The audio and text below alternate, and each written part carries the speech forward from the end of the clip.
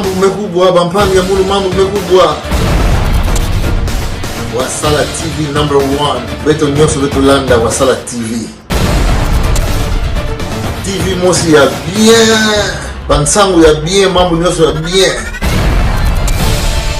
Wasala TV #1 c'est de la part de Chimita El Diego Enrico Salvatore Mate balandi nyonso ya Wasala télévision rien à dire mais que boza e belle na minute na batando ikena bino bolanda émission ça la bongo analyse concernant makambo nyonso ndenge ezoyoka na kati ya République démocratique du Congo précisément tout bongo na ville ya Matadi tout dans la quartier Ciné Palace dans commune de Matadi. Alors merci na Justin Okuto Obama pour na dimanche et réalisation merci na Ndeko Chirac Lipasa pe bandeko mususu baza ndinga na biso awa na mambotali assistance na liboko na ngai ya bali liboko mwasi oya liboko na ngai ya mwasi azabongo na ngai ndeko na kombo ya Yvette Fora aza moko ya ba concert oyo tozala na ye pe na kati ya Wasala de temps en temps et puis na liboko na ngai ya mobali na zana ndeko na ngai kombo na ye bongo Romeo donc ye franchement de Kinshasa ane kinois mais mingi ayaka awa na Matadi pour makambo etali mingi ba analyse aza pe na moko ya ba chaîne na ye ya YouTube. Alors on a robanda na mona mobali mboni ndeko na ngai bongo le bienvenu. Ouais, merci d'être moqué, donc merci d'avoir abonné tout à Wasala télévision, c'est bien moi. Roméo Kanouré, la vête que pourra les guerriers de la presse, tout ça toujours le patron de l'Histoire Congo TV. Là, je dis un grand merci à mon vieux. Humanité, le vieux qui est assis, pourquoi pas ma grande soeur Joséphine Mengi, maman Nakailo. Un grand merci à Prince Yananite, là, patron qui a créé moi, c'est Zambé depuis France. Balobi qui est mon moi si, comme c'est une Zambé. On sera pour l'intention. Donc, c'est ça. Merci beaucoup. Yvette Boni. Oui, ça va. Ça concerne Nabiso. Merci. Bonjour, l'internaute, nous sommes branchés. Bonjour, Talabiso. Je sais que vous avez la Misala, vous avez la Ndaku, vous avez partout. On est comme Misala, vous avez la chaîne Nabino. Là, je m'adresse particulièrement à Neko Nyonso, Yamba, Wasala TV, merci également à notre boss. Lui, on l'appelle Blanchard Wasala Capo. Tout ça rendu tout baki donc vraiment besoin que les bien Niguette Matondo, merci de revenir moi si le loyo bana Matadi bana monde entier bana partout dans le monde en Amérique partout dans le Libye Angola par-ci par-là bazota la bande on a besoin qui cherche ça toujours concernant ma polémique oyo ezo réuni mikolo yo premier sujet to wana ngo ezo bongo ya ndeko na biso héritier Watanabe na la team na ye ya biso ndeko na kombo ya Kisinjora Kisinjora za moko ya batu oyo a travailler trop na ba orchestre belé ya mboka na biso to yebi yango même le bon poto boyebi yango lelo Kisinjora a travaillé qui na quartier latin a travaillé pendant on a biso Jibin Piana na wenge musique BCBG 4x4 tout terrain il y a papa chéri et puis avec on travaille lisusu na collège des nobles voilà bablo on a yebi Kisinjora et après cela to moni avec comme on a héritier Watanabe yemoko pe ayembaka yemoko pa dans orchestre na ye Kisinjora vine mobimba alela akende poto mais mutamema kaka na Afrique aussi da pamba izalaka Jubin Piana na air anti-terror to mone pe na clip en Afrique du Sud et après wana ti le Kisinjora to kende jamais na Europe mutali boso o amimie na mikili ya poto za bongo héritier Watanabe mais mingi ko leka na internet ko loba ba analyse ndenga salaka e ko sala que e ko lekana ay ko loba mabe moko contre wera mais pour moi na mona ki neska loba ki yango mabete mais zama pena mabete mais ba fan ya la team wata bazo ki yango na ndenge moko boye bakomi ko finga ye alors et ça li moi bien te Kisinjora la bise que suspension balongo la qui était dans la team wata et du coup avec nous ça la émission il y a agitation comme comme ça moko fali et moko ba komi ko loba ezali ne makamo ba clan ezali ne makamo ba clan ngapi ko banga soki na ngambo nini yango ndeko na biso Roméo aza awa to ko sala analyse par rapport à ça to meka un peu ko sala analyse na ndenge na biso na Yvette Fora et après to ke na sujet mususu ndeko na ngai par rapport à analyse ya Kisinjora makambo ndenge eleka na internet pour na yo en tant que moko ba pandisango analyse ndeko za la ndenge. Bon, premièrement, on a pensé que c'est une journée en mode, tout ça qui n'est pas là, tout ça qui n'est pas bandal, na tuba ngwana na staff ya Mireille ça tout ça qui n'est pas tout cela qui m'a mêlé, ben va passer dupe. Bon, premier ça moni la tume de wata, au moni dans la vie, faut la reconnaissance. Pour la question de la reconnaissance. Par rapport à Marambo yo, na moni moi elongwe. Donc faut la reconnaissance par rapport à Marambo muto a salo na vie. Au moni déjà watana biami. Tu vois ta mimina ni kisinjo na poto. Au moni Ranson adam tamukete. Vraiment. Ranson azate le la poisson mo bolo wa miss mo bolo la kayab mo bosa ne ba blague. Non. Comment tango tenir ba propos tango loba. Il faut vérifier ba mona yo. Il faut ba lo nyo loba. Est-ce que lo nyo loba? Bato zo la nanga. Est-ce que ba se pela nango? So ba linga mutu wana. Est-ce que ba ça content? Ba d'accord par rapport lo nyo loba. Comment kisinjo yo ko le kana TV? Oke ne loba ke non. Zachary Bababa c'est la émission en français na Ranson. Par rapport à a peut-être la ndaki ken piana ta ko na sentiment na amoneka lo baneka ero le kanango mais ba fani ba basiliki ta lo zo lo belo ko mo foyeba est-ce que we rebi français te we le kana yese we rebi français ndingi ba tumbola wera net kama ba français moi ja faut yebelo no zo lo bokolo ba blo tandis que oza pas ya mwana ya wera et puis et pour na quel temps en fait na quel moment na moment où qui a déjà passé déjà moi réconciliation mon gros et ça là qui déjà gaffe qui s'indora gafa qui nga personnellement j'avais pas aimé Ranson asa mutumo donc quand moi tu na mona kenimpe mon neti kenimpe na wala ka 5 soldats oh mais je te dis azaki nini kenimpe na ka 5 soldats bo bakanga ete poni yale kana TV bakota kana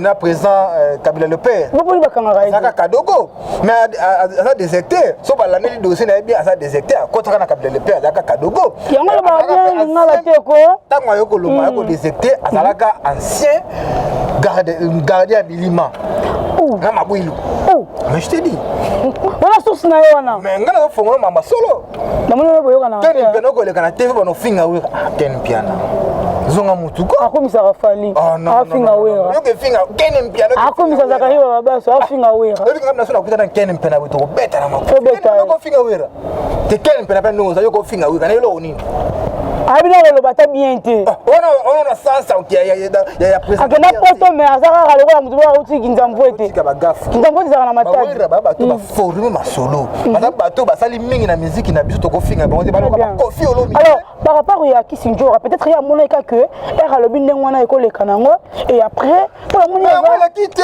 lobi ti amutu ba sentiment mais la moni l'autre fois dernièrement auto senga pardon na Ranson eza le moins to lingara te ka ke no mutu sali likamba po senga pardon to limbisio et puis la héritier Watanabe que sali boss live la kanga kare après ça Romo Kanore malgré Terios na créé le Romo bobo tambola na ngaba ça la bien malgré na Terios so créé lenga solo monsieur Saka masolo héritier Watanabe abengani était apesi juste suspension par rapport à dire naie et yemo na yemo ka su palpite le par rapport avec un concert il y a États-Unis au Kindete azu palpite pour salir nzembu na wana chéri langa mbanga bolita nzembu na zanga Charlotte mbanga langa mbanga bolingo ya kamakasi na so ya mwasi na bise vient nzora nzembu ono bete na sensé hôtel Romeo ça c'est exacté bon bato babita ke fo bale na amto ba sentiment donc pour dire que vient nzora zonga na page zonga na rai tala masolo ndenge zalaka Ranson aza vie na keni mpia mais c'est pardon c'est pas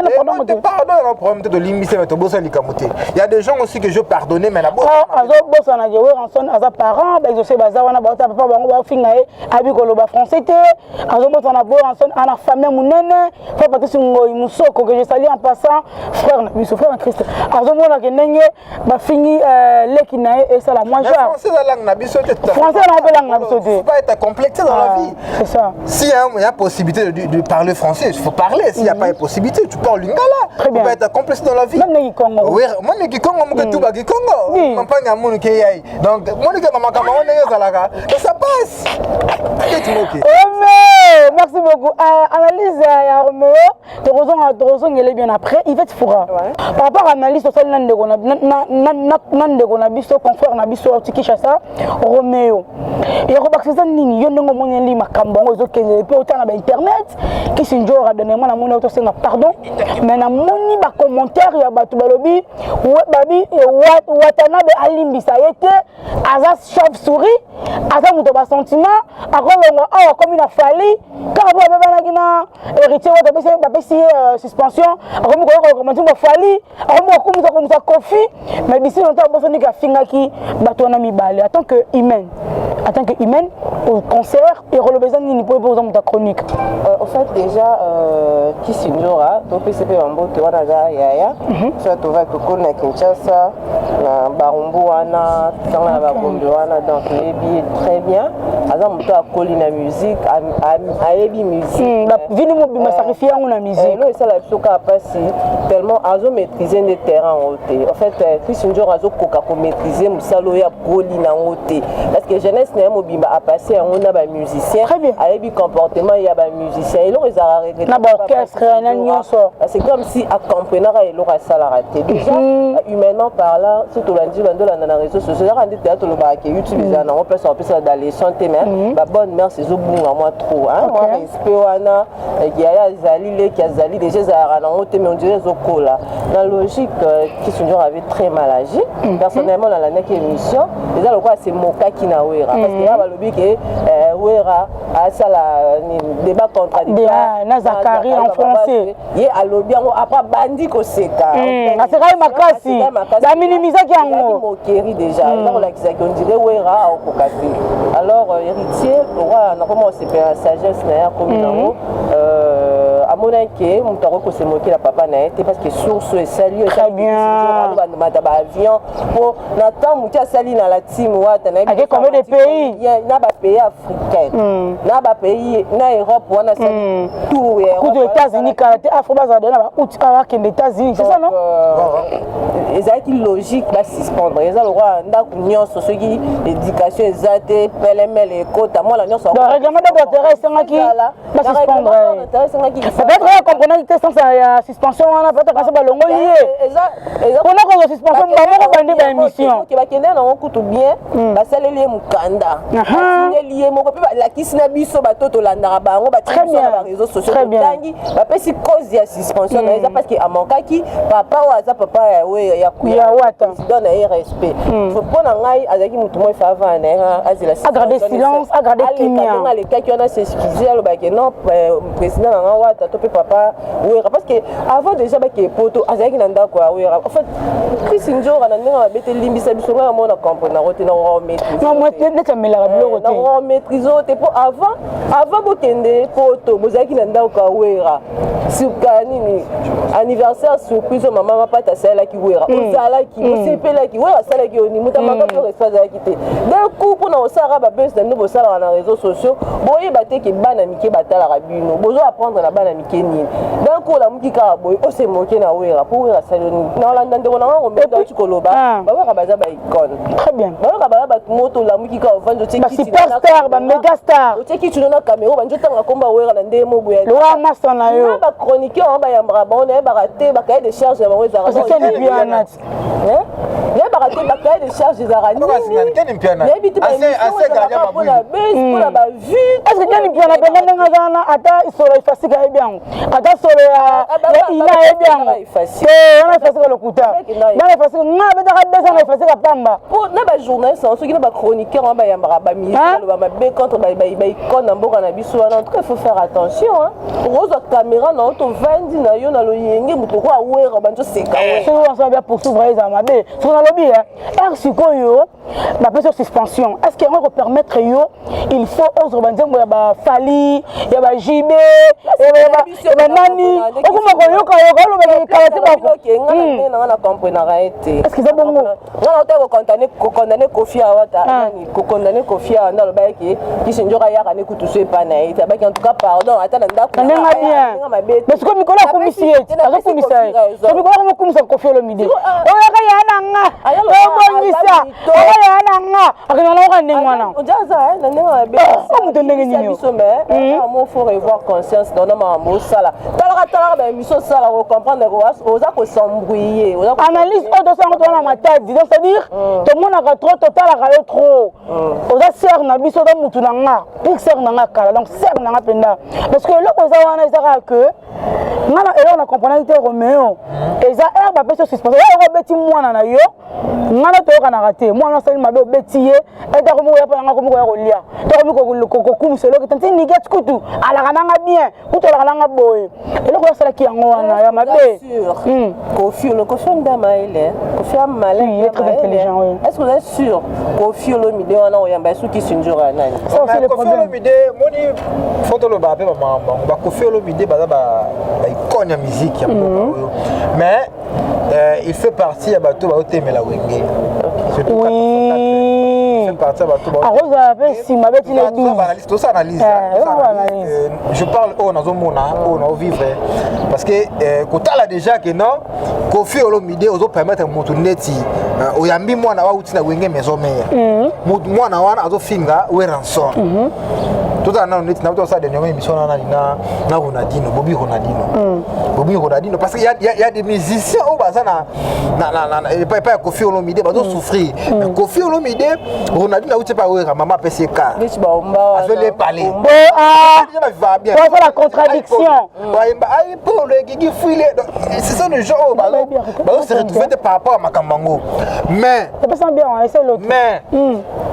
comment on a ba mission on est mwana ya Mosaka c'est ça blandi aye pas ya Kofi Olomide tandis que moi on manque mon c'est-à-dire que Kofi Olomide c'est notre vieux c'est notre icône de la musique congolaise mais azo mis à la place na mais Kofi Olomide ya moni JB Mpena loba azala congolais so tali ba parce que là on me limite parce que JB loba qui bango ba manka jamais est né si ko RIE aloba ki na Kofi Olomide qui azala congolais monte que la TP ils ont analyse non moni ba fa loba ki ma vérité mo ba to ba éviter on a vérité a manka qui déjà est né mais niket na peut sur na kota bon mkiwana biso total qui récemment Kofi Olomide applaudissaki Roméo Kano quand même Kofi Olomide applaudissaki idée ya réunification au sangana ya bandeko ya papa la biso ba yana ya na yi motema mabeka ndeko on a semblant idée na senga ki kutu se ba ko inviter on est semblant asa pour wengete on est semblant so ta ki pour wenge le jour où j'ai événement aroyo kende jamais ekutana loro sokoko na Angola anga sala ngote pona ko lobango invitation te yango kenda pona ko lobango Kofi Olomide aza même moral na wenge musique parce que bazo banga déjà vent wana vous blaguez avec de wenge musique mais on peut que non le trop et là vent et les kakala non les kakala mais quand on parle de wenge c'est une génération jusque là va clôturer 4e génération eza wenge dans la 5e génération tu 5e génération de ma génération on a yango pe et c'est la confusion entre JB Mpena na ndeko na Sofali Poupa ma génération la confusion à génération d'Aranini j'avais bien suivi JB Mpena papa chéri moto pas mamta kabara dollar le wali kamususu JB Mpena lobi boye il a bien expliqué à lobi boye génération nga peut-être nga no comprendre que 5e génération ezali 6e ezama lobi expliquer très bien dit que génération à bateau ba bimé dans le nez ba outi place mon côté idéologie na ba innocent ba gays tu parler à génération 5e génération faut on autant dit ba innocent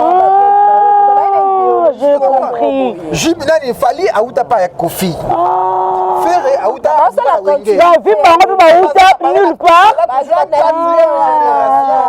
je vois dans 5e génération exactement même ça dans innocent ba gays non c'est bien à outa na fréquence star non ba gays ma wote bangonde dans le néant outa na fréquence star ba gays fabulous ako ma star ba vota été c'est Vodacom yo anini ba gays fabulous bah 5e génération de nulle part non de nulle part s'il faut classer bah innocent ou classer bah on a 4e génération t'es quand même au style même il y a musique bah ça là qui on peut la langue j'ai bah expliquer qu'on bien j'ai bah lobby génération et ça bah ouais bah Fali oh bah Robinho oh bah zala inspiré bah zala inspiré na oui s'il faut tout ça l'analyse na biso on va dire bien on va dire que bah inosbi bah peut-être bah on est bah dans la lignée mon bah créer 5e génération mais fille bah bima na concours yanga zo lobela mais bah bima na concours mais il venait de nulle part voilà toi même idée innocent balou mais bah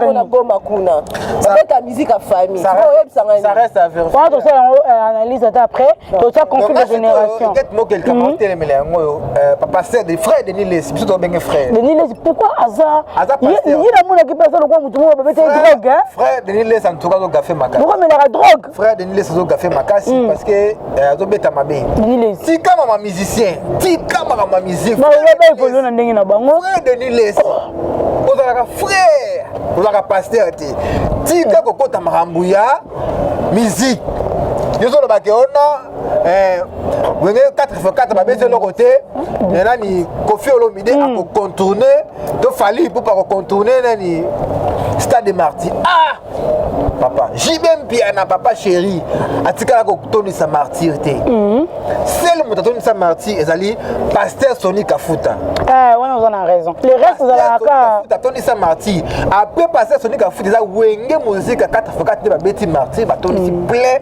ba tuti libanda tika ko loba biloba même Fali pour pandenga zana ko beta ne martyr mais ton daté mais au moins ki batu baye na bango ba ko répondre ma toni sa martyr il faut to expliquer ba tout bien on moni ngamba wenge musique à 4x4 oh ils ont histoire et puis la génération moko ils ont incontournable parce que surtout le but de la histoire hein parce que comme ça biso tantôt de la histoire il y a ba génération marambo ba maison ba jibem piana na wenge dans l'ensemble si ba komi ba mo ba panzana na mteke na clan na marambo ba sali atato ba tout la ba vie na biso ba loi atato bito la ataka Kofi wana Kofi aza doué na musique abeti musique na ya kepe ba sane ba double qui 4 Coran na azui mais na ndenge ya vacuum lumière wenge ça marche mo boye ils histoire et bi ngai na makama wenge oh non moi je devais être king biso to kola nga na moi mukie boto ka deba nzimu mo ya ba wenge ko na ba ya ni ya bouger wenge ba ça comment j'ai na cosa propre élégant comment j'ai na cosa moi lunette bien comment j'ai na cosa t-shirt et puis comment et puis il veut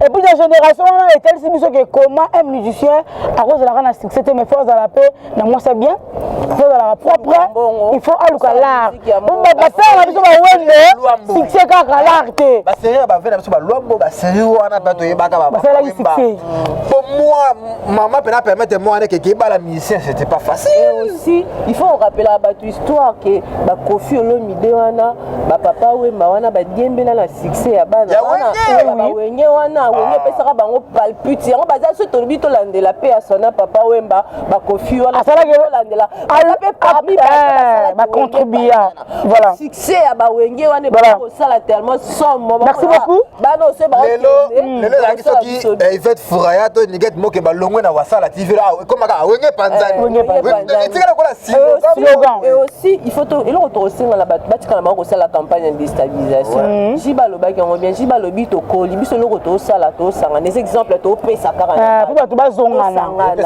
mutu na mutu ba polémique inutile mutu na landa même lobi wera na répétition o ayambaki wata la wana na mutu azongi na nini pota na biso na contact donc moko ye ya ka papa na ye obeti mais so Yvette ye mundu mtana ni batika na ba campagne de déstabilisation po wenge za ya Congo biso to ba Congo Yvette bi batika ba comparaison mo Fali tout batika ko comparer na ba grand wana to ça la musique depuis que Fali aza world mais Fali en soi il y a mon cas le battre que aza danger mais en fait elo fanatique et ba fanatique et au moins na wera te na ba répétition ni nyonso après ça ba mot d'ordre mon na fan qui ça fait le mal avec Fali encourage les warriors on a la émission monté parce que moi Fali a appelé ba warrior d'habitude sur ce talent mais moi ba warrior te bon que 3 jours passés na tel internet Fali pour bazo ka nzembo ya voyage ya clan ya wenge azo ba nzembo peut-être sur inspiration azo kango alors je me suis dit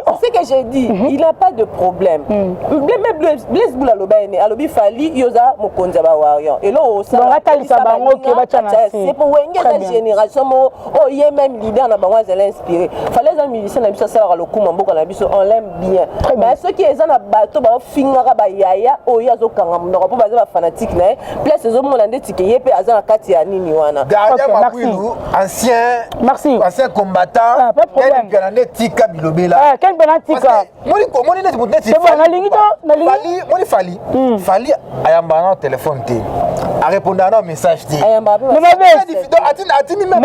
atini même pas Ken Mpiana Ken Mpiana ça na volonté na sentiment parce que Ken Alinga a gagné confiance na Fali Poupa c'est ça nani ngana olobelo moko batu bola na Ken Alinga a gagné confiance moko bakine loko bakine ana muta ba sentiment mani ke Sali na parler au sona mampata au sengane bolimbisi vous comprenez Ken Mpiana muta ba sentiment te mampata bolimbisi soute maman pasteur nabiboya pour te conclure na sujet ya la team Wata tout et tout pour te na sujet ya ndeko na biso Blachard Moussara na mwana na ye na orchestre na biso ya quartier latin international ya bien sûr mon power c'est qui 66 ans d'âge avant-hier bon anniversaire Kofi Olomide Tikala égal à lui-même ce que pour te conclure en conseil nini Roméo européen na Kisinjora conseil nini européen na héritier Watanabe to bana Roméo donc conseil ngana européen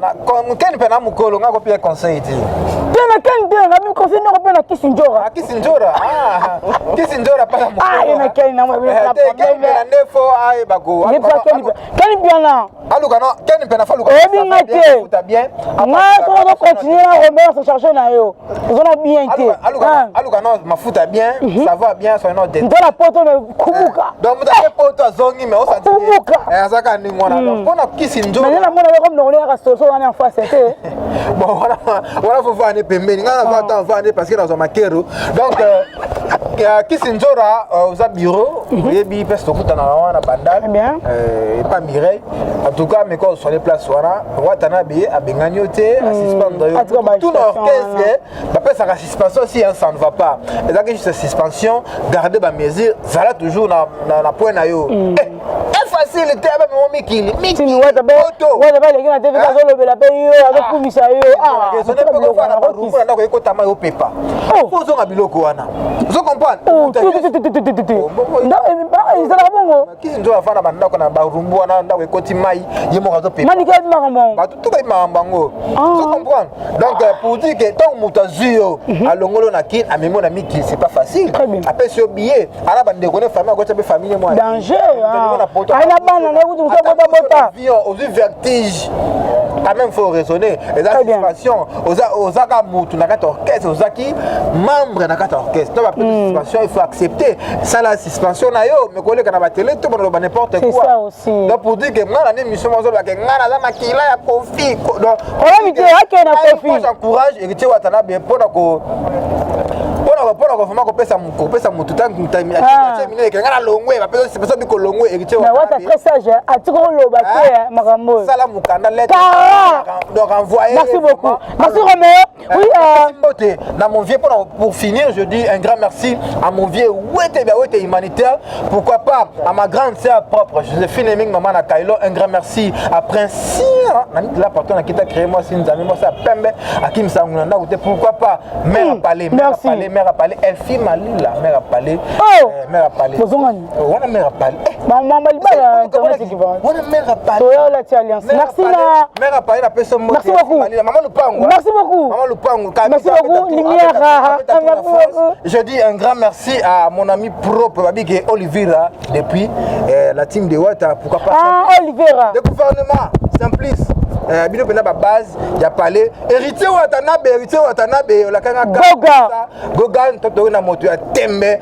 Merci beaucoup. Post life na personne merci un grand merci à mon ami Balubi. Merci beaucoup. Alors madame et messieurs, je salue Dani Ngoma de pour cette chaîne. Je salue maman, ya ba nini ko ba journaliste ya kabwe. Précile ya moi c'est qui toko vrai chéri ta la couleur na. On tuna ki besoin stagiaire. Merci. Merci beaucoup. Merci na yo il get moqué ndenge recevoir ngala. Mais nous allons nous moquer. Ah non frère, ça des annonces. Nous allons moquer, nous allons acheter. On a besoin d'un conseil. Placha wasala. Capo. Conseil nous représente un héritier Wata. Il y a passé des gens à Kisindora, na Watanabe. Rapidement. Déjà conseil représente Wata par rapport à l'île. La team moi tes entreprises. Très bien. Les entreprises à garder silence hein. Les administrations des salariés, les Wata té. Mauvais Charlie, CG, les CG, Ntunanga. Les team Wata. Entreprise et ça n'amta saram. Vous avez peut-être que sponsor on a comme Charlie, donc tu peux savoir ta conseil par rapport à Nice. Ce qu'il fallait faire, ce qui Sindora devait faire, il fallait exécuter avant de calmer, d'éviter suspension et d'ailleurs en même temps. Il paraît qu'il est indéterminé. Indéterminé. Et on s'allie vertige. La racisme. Si là, je peux mettre la comportement. Tu as besoin de Sengi pardon. Sengi pardon. La minute où est Raye Morondan, où est Star. Très bien, ça c'est donné à la peine avant de couper ça. Atayomoko. Au moins, on va passer par combo tour de combo. Si vous avez un moment à Watate, c'est ça, ma fère, et Babi Clinton. Après, il y a tout le monde boyé. Il y a un baby, c'est la vie.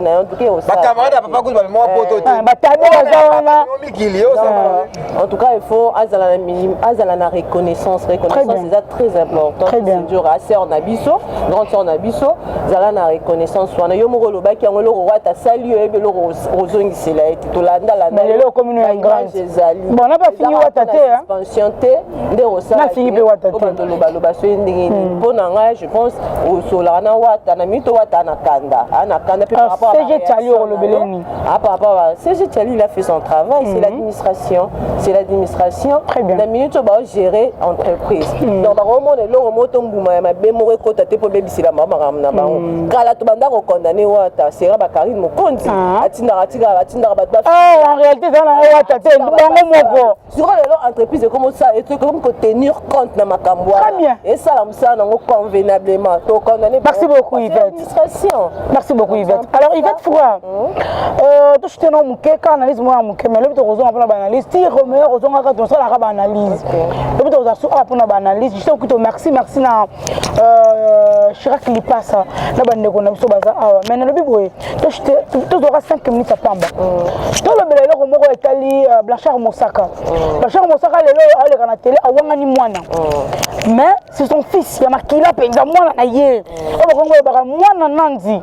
Et comme il n'a été m'tabota moi na wana ndeni so game m'tabota moi na travailler te n'aime papa na ye. Parce que quand tu le midi na jibe ba yo kana rati. Alors Mosaka aza fruit ya jibe mpiana. Par rapport à analyse wana, quand personne me dit moi na car azuye a branché. Alors yo siko lobanini. L'enfant est perdu. L'enfant est perdu. L'enfant est perdu, moi on a perdu parce que moi on a un papa. Babi paraît à Zoé en charge. Attends, mais c'est plutôt. C'est ça aussi.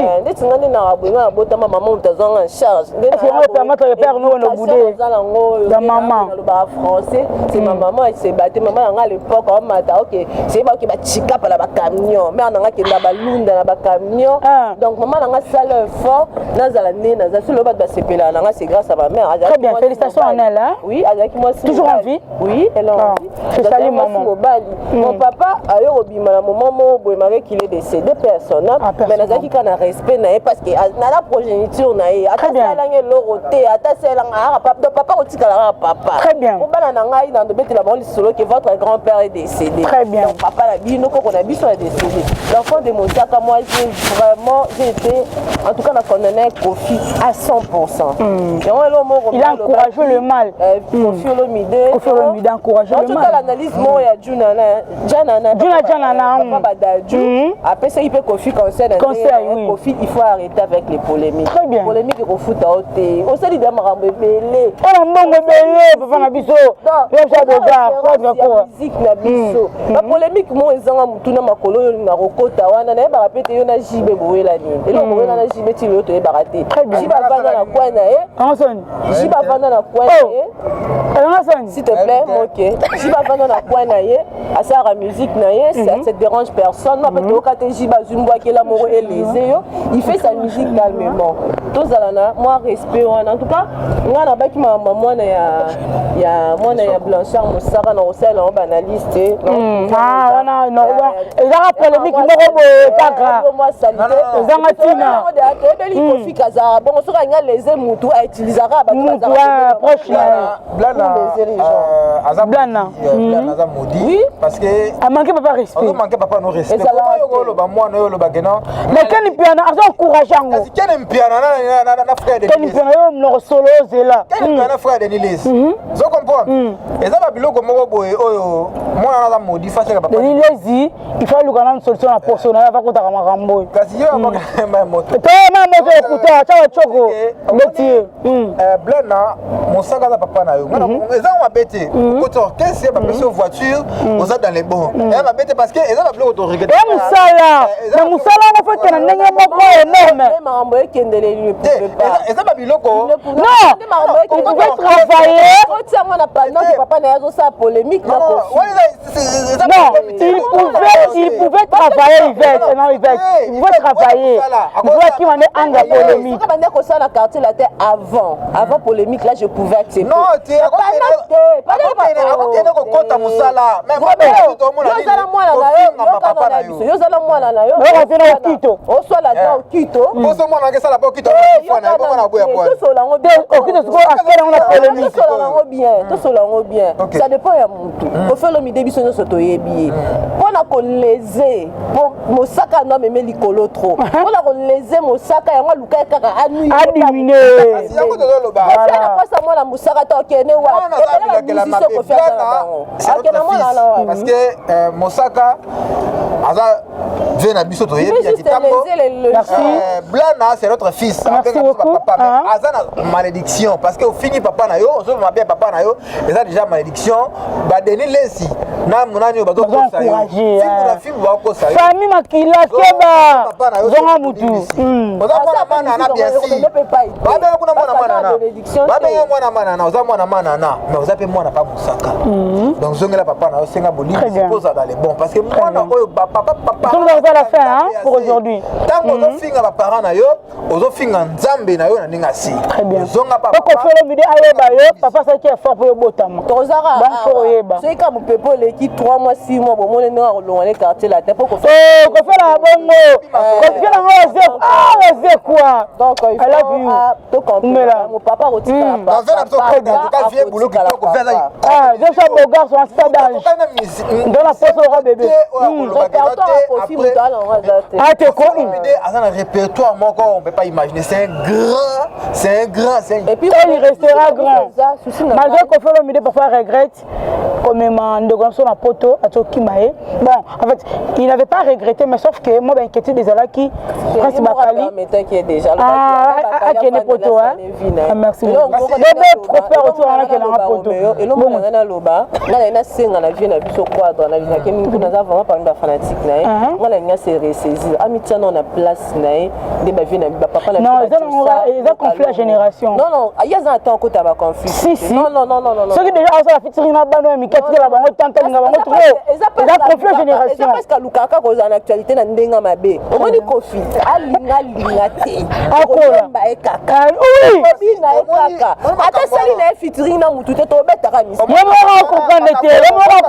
Yemo comprendre te. Makambo bien na osala. En actualité na ndenga mabe. Merci beaucoup. On signale le temps. Ça makambo na ni même maniqué alukela mwana Prince Babia. Tala lelo. Parmi ba musiciens tout bazwa Prince Babia. Malgré ayemi na tante na ye et puis on a star to peut ça chance mais mabe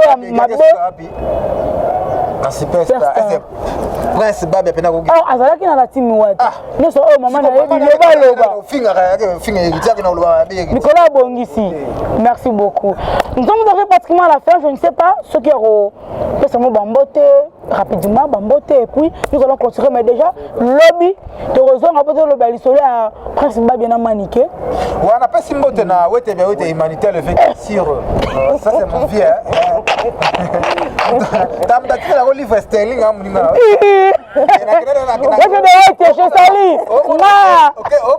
Un mois que dans 20 fois dans Western sur un livre sterling. Donc c'est un vieux de cœur ouais très bien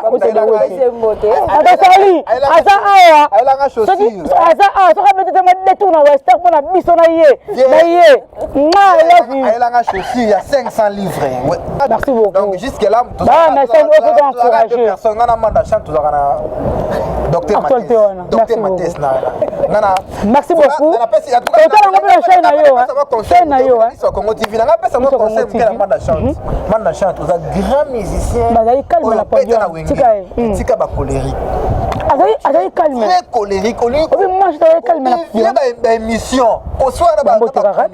C'est pas bien. Quelle que soit question, le chroniqueur n'a pas Bexarayo na kata plateau. Il faut bimission à bilo pour ça la bien tout.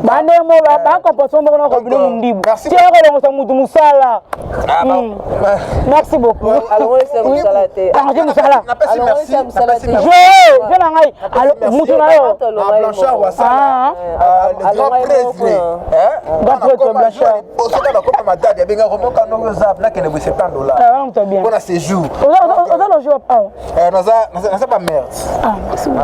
Maman. Bientôt. Maman Lopango. Oui maman. Oui maman. $15 000. Ah, tu dis pas besoin. Merci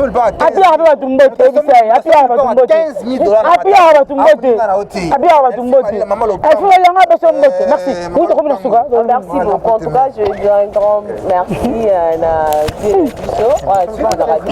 à la TV, président Damnalil, bonsoir, il y a Roger Niwakiangani, maman Christine Biavanga, on a ma proche, il y a boss. Danger. Président Damnalil, qui te font la main. Amen. Président Damnalil. Bon, moi c'est ok, au soleil, c'est la rare et ça bien, mais d'après son mot, président Damnalil. Merci beaucoup, merci à maman, c'est tout à Paris, je salue Soleil, à Londres, à Pessi, Mastanangai, Bomwana, Mouska Kalimas, Mouska Sapou, Mastananga Bomwana, en tout cas, famille Walé, Bana Canada, merci beaucoup. Merci la boss Nabiso Blanchard, Wassala Capo, c'est aux Alara, c'est au continuer au salaire, monsieur Zach, vraiment fort Nayo, Matadi Mobimba, Tokanga Congo Central, chaîne Moro à YouTube, le quoi, il y a monsieur Zach, vous continuez pour s'abonner, vous aimer, la chaîne, président de Konabino, dans un besoin, vous aurez actualité. Je pense que nous allons nous retrouver prochainement. Merci. Merci beaucoup. Très d'accord. Donc, pour une prochaine occasion, tout ça, la analyse par rapport à maniqué, les balobélas, mais tout ça, la analyse de temps en temps avec Yvette et Roméo. Merci beaucoup à toi, Yvette. Un grand merci aussi à Roméo. Et puis, vous s'abonner à l'Isle Congo TV, vous s'abonner à la TV. Je salue Jocelyn Kiziamina depuis Paris. Et je salue également Gisèle Quinta depuis Paris. Et bien, on va dire quoi? La beauté d'une femme, Gisèle Quinta, je te salue ma frontière. Depuis Pays-Bas. Et puis, Richard, merci beaucoup. Richard Nguna depuis Paris. Et puis, Philippe Pistis depuis Paris. Quinta Paris, merci beaucoup. Un grand merci à Fradeli Moké et Justin Okito Obama. Claude Loutete Yokason, ami fidèle, depuis Paris toujours.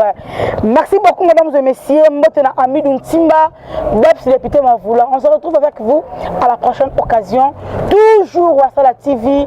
Restez branchés et abonnez-vous. Merci à Okuto qui était là pour la réalisation et un grand merci à Chirac. La demoiselle, c'est encore Priska. Priska, merci beaucoup d'être là. Merci beaucoup. Ciao. Au revoir. Mambo mmekubwa bampani ya mulu mambo mmekubwa Wassala TV number 1 beto nyonso beto landa Wassala TV TV mosi ya bien bansangu ya bien mambo nyonso ya bien Wassala TV number 1 c'est de la part de Chimita El Diego Enrico Salvatore